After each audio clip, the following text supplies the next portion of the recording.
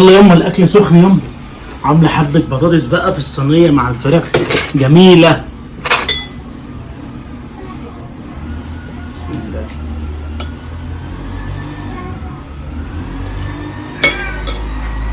والله يما تسلم ايدك والله يا حبيبتي. مبقتش اعرف اكل اي لقمه من غيرك. حلوة يعني عجبتك؟ جميله. طب دوق الملوخية. ده انا هعمل لك ريفيو بقى. واكل بقى خلاص انتهى امره. حكايه يما.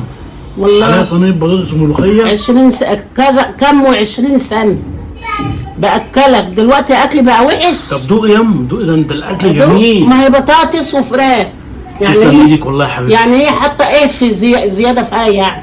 عامله كده ليها نكهه كده، بهارات والبطاطس مستويه. عمري ما دقت زيها في حياتي والله والاكل اللي كنت باكلهولي دلوقتي بقى اكل وحش. يما. انت حاجه واكلها حاجه. والله طب ابقى خليها تاكلك بقى على طول بقى. قعدت اكل فيك واشرف فيك واربيك لما بقيت راجل قد الدنيا والاخر بتعيب على اكلي. ربي يا خايبه للغيب. يما هو انا عيبت على اكلك يما؟ انا بشكر في اكلها يما، جميل قوي.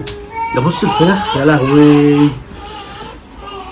سخنه طب كل يا اخويا واشبع يابا. لكنها مشويه بره، مشويه بره ولا يما. اكن ربيت ولا اكن يما عملت. ده ماله عادي. بالتربيه يما، ما تاكلي معانا. دلوقتي بقى اكل وحش.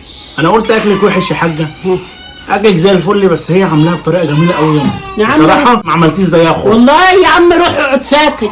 هي تيجي عندي وتقول لي عامله اكل ايه النهارده يما وحط لي يما اما اكل. والله يما ده اكلك حلو. ده شويه رز يما عاملاهم يتاكلوا حاف كده. انا شايفاها عادي يعني. ده رز يعني شايفاها عادي ده يعني. رز الشعريه فيها ترقص. والله اكل دلوقتي بقى وحش. يما انا ما قلتش اكلك وحش يما، ده جميل والله. ابقى تعالى بقى ان شاء ابقى اما تيجي عندي بقى ابقى تعالى ايه قول لي يما اكليني واعمليني. عايز اكل من الاكل الحلو اللي انت بتعمليه يما. انا ما بعرفش اكل اكل ما الا من ايدي. بتضحك عليا بقى.